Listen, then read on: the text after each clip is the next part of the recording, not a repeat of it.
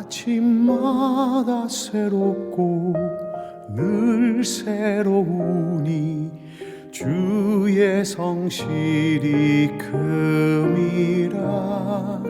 성실하신 주님. 오늘의 말씀은 레위기 19, 20절 말씀입니다. 또 제사장은 속죄제를 드려 그 부정함으로 말미암아 정결함을 받을 자를 위하여 속죄하고 그 후에 번제물을 잡을 것이요 제사장은 그 번제와 소제를 제단에 드려 그를 위하여 속죄할 것이라. 그리하면 그가 정결하리라. 아멘. 사랑하는 여러분, 좋은 아침입니다. 우리는 간혹 몸이 아파 병원에 입원했다가 퇴원할 때에 비로소 우리가 매일 매순간 건강한 것이 얼마나 큰 축복인가를 깨닫는 그런 경우가 있습니다. 그렇게 병원에 입원해 있다가 퇴원하는 날 창문 너머로 들어오는 햇살이 얼마나 따스하게 느껴지는지 그런 경험을 모두 가지고 계실 것입니다. 그 순간 내가 다시 일어났구나, 내가 다시 일상생활로 돌아가겠구나 하는 벅찬 감격이 찾아오죠. 레위기 14장은 바로 그 회복의 순간을 다루고 있습니다. 이전 장 13장에서는 나병으로 인해 부정해져서 진 밖으로 나가야만 했던 사람들이 나옵니다. 그러나 오늘은 그가 다시 공동체로 돌아오는 날입니다. 즉, 이 장은 정결의 절차가 아니라 회복의 이야기입니다. 하나님께서 어떻게 상처난 인생을 다시 품으시고 잃어버린 자를 회복시키는가를 보여주고 있는 복음의 장면이죠. 본문 3절을 보면 놀라운 장면이 있습니다. 제사장은 진에서 나가서 진찰할지니. 이게 무슨 뜻일까요? 제사장은 거룩을 지키는 사람입니다. 원래라면 부정한 자가 정결해질 때까지 기다려야 했습니다.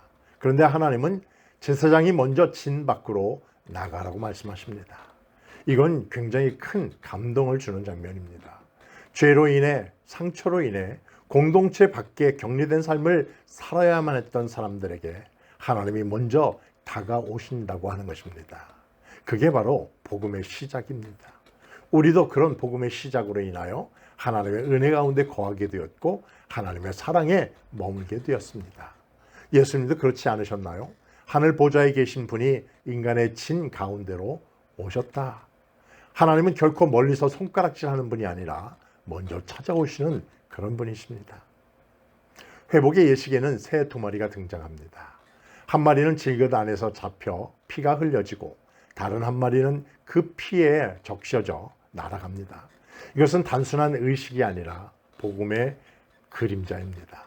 피 흘린 새는 죽음을 상징하고 날아간 새는 자유와 생명을 상징하죠. 즉 누군가의 죽음으로 내가 살아났다는 뜻을 갖고 있습니다.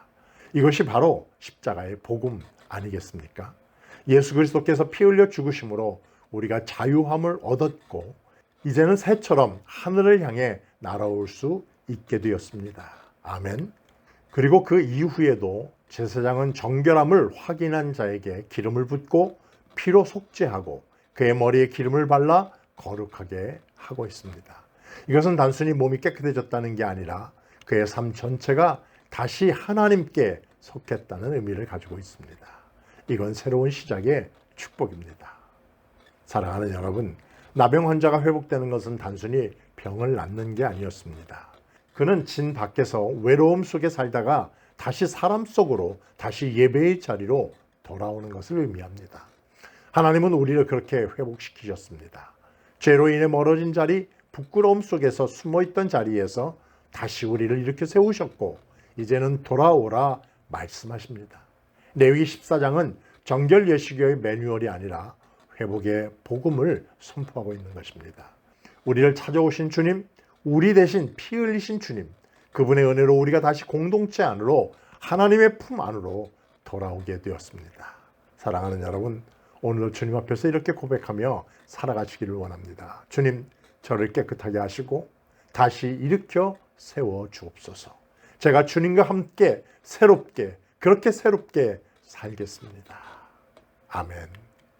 오늘 하루도 하나님의 말씀을 마음에 새기며 아래와 같이 기도하며 승리하는 삶 사세요. 진 밖에 있던 나를 찾아오신 주님의 은혜를 깊이 기억하게 하옵소서. 십자가의 피로 나를 정결하게 하신 은혜에 감사하게 하옵소서. 상처에서 회복된 자로서 이제는 다른 이들을 회복시키는 그러한 삶을 살게 하옵소서. 예수님의 이름으로 기도하옵나이다. 아멘. 성실하신 주님